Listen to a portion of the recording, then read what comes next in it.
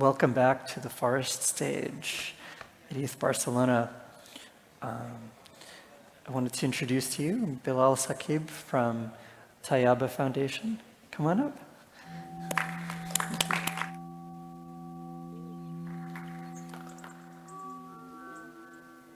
Hi, everyone. Raise your hand if you've ever traveled for more than 20 minutes to bring water for your daily use.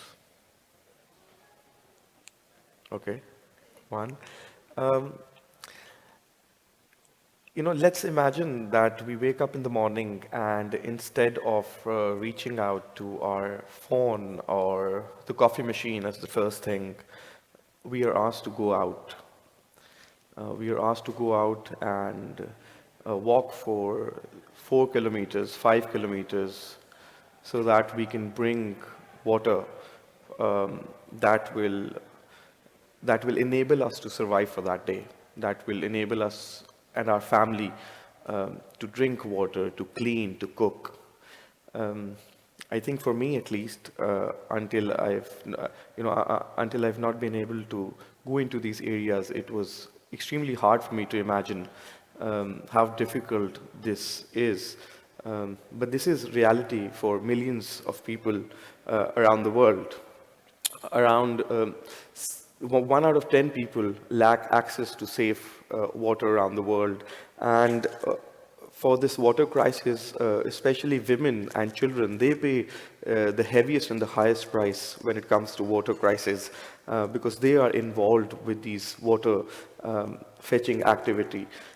By 2025, two-thirds of the world's population may be facing water shortages, and that is not far at all. That's just around the corner. When we talk about specifically South Asia or Africa, um, when it comes to water collection, it is mostly women and children. This task is bestowed upon them, and it is their sole responsibility. And they have to go out in the morning and travel 3 to 4 kilometers, and then in just before sunset as well, so they are able to provide water for their family. And research and data shows that when women go out with these wooden, with this wooden and mud clay pots on top of their heads, this carries up to 12 to 13 liters of water. It's heavy, and this causes a lot of health problems. Data has shown that women get raped. Young children, young girls cannot go to school because they are involved, and this is a mandatory task for them. Um, where we come in is we try to change this with our H2O wheel, um, which helps carry up to 40 liters of water. It's a wheel essentially. It's an easy drag on, so women don't have to go twice a day and bring water in these pots.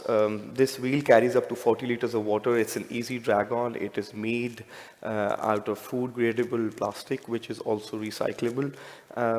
And Our third-party impact assessment has shown that this has caused, or this has provided several benefits, economic benefits, because of the time that has been saved, where women had to go every single day to fetch water. Now they don't, because this carries up to 40 liters of water. It has positively impacted towards the health, because it's just an easy drag on. It's like instead of us carrying our luggage at the airport on top of our head, we just roll it, and it doesn't really, it's not taking a toll on our health.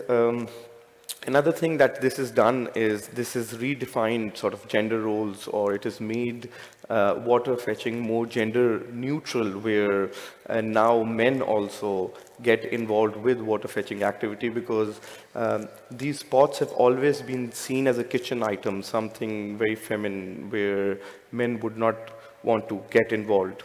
And since we are a small organization where I think innovation and looking at new things is in the very fabric of what we do. Um, we we took a dive into the NFTs, and we wanted to explore, and we became the first ever charity in Pakistan to have raised funds using NFTs.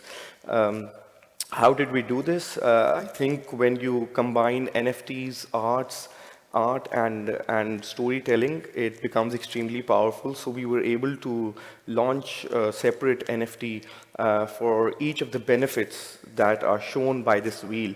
So we were able to talk about the economic opportunities that are provided because of this wheel, gender equality, what I've spoken about, how is this improving the quality of health, and when it comes to water accessibility, how school children are being able to go to school more often because they don't have to go and fetch water every single morning.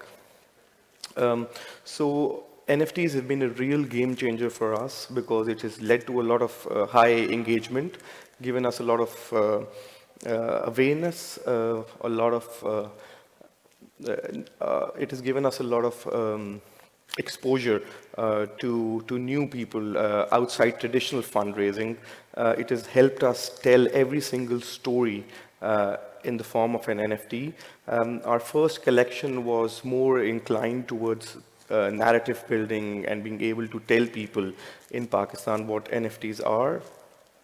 What our vision with NFTs is that we want to use NFTs to be able to kind of give more impact information to donors, because that is extremely important for social enterprises and NGOs to be able to be more transparent.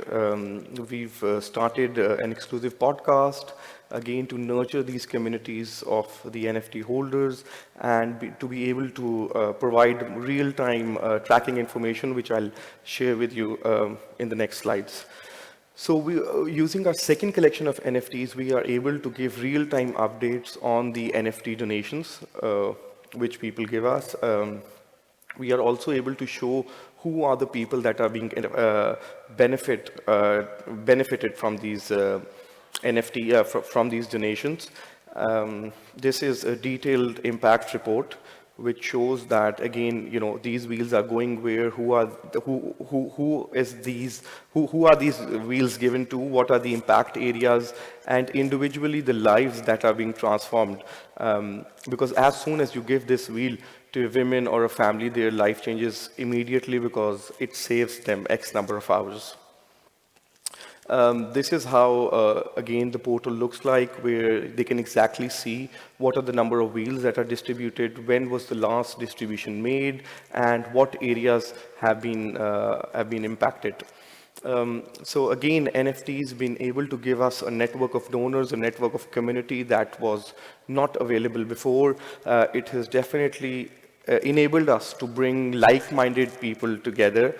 In terms of, again, donors, volunteers who've been able to give us access into different partnerships, and essentially become our ambassadors of the cause. And again, nurturing this like-minded community has been able to look into other innovative ways where we could help these water-deprived communities with some other social innovation ideas, because women in these areas are artisans, and being able to kind of provide them with capital so they can create some pieces of art which we can then create a reciprocity and give something back to our donors.